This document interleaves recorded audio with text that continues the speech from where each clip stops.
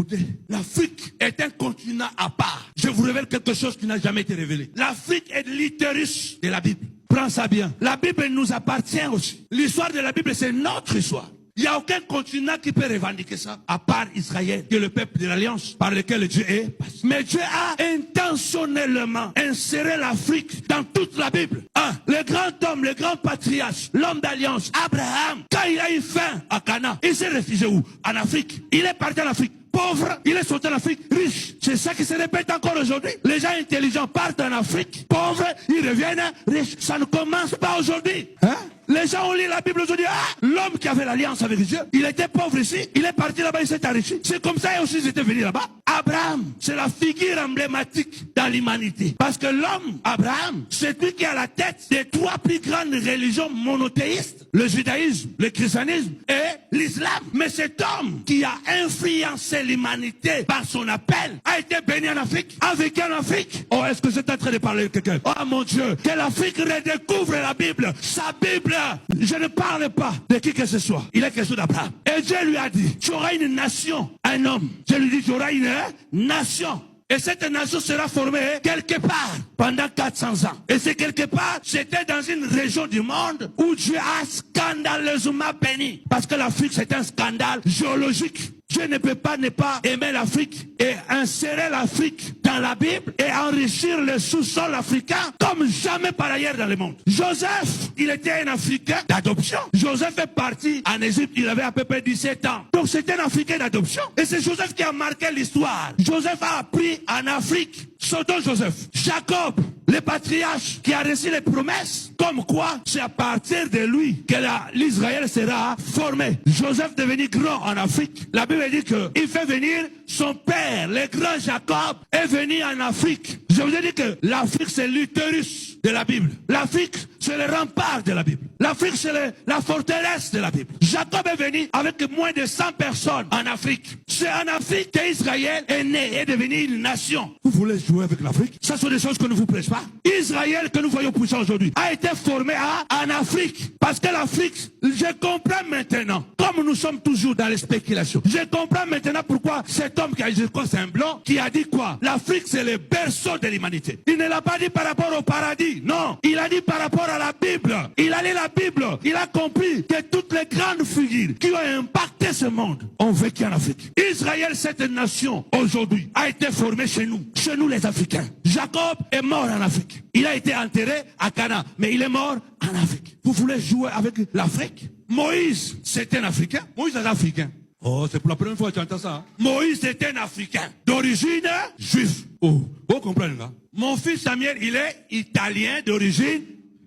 Donc Moïse, c'est un Africain. On connaît la place de Moïse dans la religion judaïque. C'est Moïse qui a écrit les 5 premiers livres qui sont la fondation de toutes les Écritures. Mais cet homme est un Africain de naissance. Cet homme a appris l'intelligence en Afrique, a été éduqué par les Africains. Oh mon Dieu, oh mon Dieu. La Bible, c'est notre affaire. Sans Moïse, il n'y a pas la loi. Sans Moïse, il n'y a pas de prophète. Sans Moïse, il n'y a pas Samuel, il n'y a pas Élie. Mais ce Moïse-là, c'est un Africain de naissance. Oh, oh. Moïse est un Africain de naissance. J'écoute parce qu'il y a tellement de choses. Regardez bien. Même le plus grand, l'homme du monde, Yeshua Mashiach, l'alpha et l'oméga, le verbe incarné, quand il est né, au Moyen-Orient, on voulait le tuer par Hérode.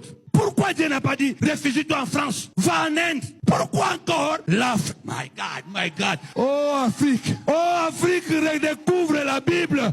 Oh Afrique, que Dieu te donne des hommes intelligents pour que notre continent soit sauvé. Pourquoi l'Africain ne veut pas comprendre?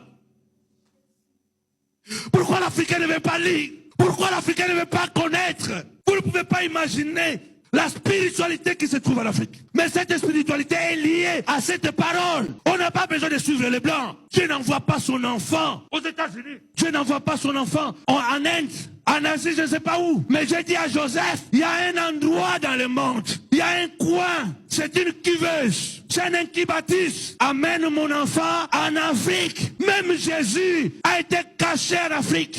L'Afrique, c'est la protection. C'est le rempart de la parole. Sans l'Afrique, la Bible n'aurait pas été préservée parce que la Bible en personne a été cachée en Afrique pour accomplir la mission du salut du monde. Cette Bible a été cachée en Afrique. Est-ce que tu comprends les choses que je prêche, mon fils? On va vous dire tout simplement, la Bible a été importée. C'est le livre des Blancs. C'est notre livre. Parce que c'est nous qui sommes littéristes. Le rempart de cette parole. Regardez. Quand Jésus, le temps est arrivé, j'ai dit encore à Joseph, ramène mon fils de l'Afrique, qu'il revienne. Et vous pensez que Dieu fait des choses au hasard? C'est l'Africain qui n'a pas le temps de lire son histoire spirituelle, de la connecter avec la parole qui nous appartient. C'est un Africain qui est en quelque sorte le fondateur. Moïse, c'est un Africain de naissance. Regardez, Jésus est condamné par les Juifs et par les Romains, pas par les Africains. Les Africains n'ont pas participé à la mort de Jésus. Dieu a tout fait. Pourtant, la Bible est bien dit. L'Africain a une destinée. C'est pourquoi vous voyez que le mot, les douleurs, les difficultés qui sont en Afrique, c'est par rapport à sa destinée pour l'humanité. Dieu a tout fait de ne pas nous faire participer à la mort de Jésus. Nous sommes condamnés parce que le monde entier a péché. Mais le péché direct là, de l'assassinat de Jésus, nous, on n'a rien à voir là-dedans. D'ailleurs, pendant que Jésus porte sa croix, c'est un Africain. My God. Simon de Cyrène qui prend la croix de Jésus, qui l'amène jusqu'à l'autel de Golgotha. Encore un Africain. Africain au départ de la Bible, Africain à la fin de la Bible. Parce que Jésus c'est l'alpha et l'oméga. La Bible nous appartient. Redécouvrons la Bible. L'homme noir doit redécouvrir la Bible. Ah, Afrique.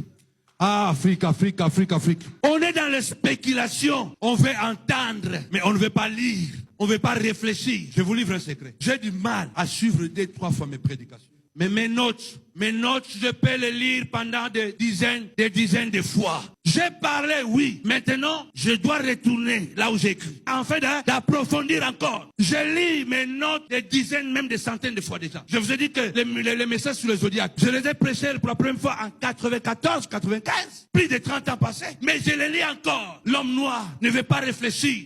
Il n'y a pas un continent dans le monde, à part Israël, qui peut se revendiquer de la Bible. Vous avez toujours entendu, on nous a importé la Bible. C'est une importation des Européens. La Bible nous a été imposée. Mais la Bible a été imposée aux Européens. Et les Européens, comme ils sont intelligents, ils ont découvert que ce livre cache des mystères. Ils l'ont utilisé. Et ils ont regardé l'oiseau. Ils ont fait l'avion. Nous, on a regardé l'oiseau. On a vu la viande. Dieu veut que nous réfléchissons. Dieu n'a pas créé les avions. Mais il avait déjà créé les avions. Dieu avait déjà créé les avions. Dieu avait déjà créé les bateaux avant que les bateaux existent. Envoyer les animaux aller sur la mer. Les hommes intelligents ont dit que non, si l'animal va sur la mer, nous sommes payés, frôler, surfer sur la mer. Mais nous, on a vu l'océan, on a vu le poisson, on a seulement mangé les poissons, c'est fini. Que l'Afrique redécouvre la Bible, sa Bible. Abonnez-vous pour ne pas rater nos prochaines vidéos. Que le Seigneur vous bénisse. Amen. Oh Afrique, que je te donne des hommes intelligents pour que notre continent soit sauvé.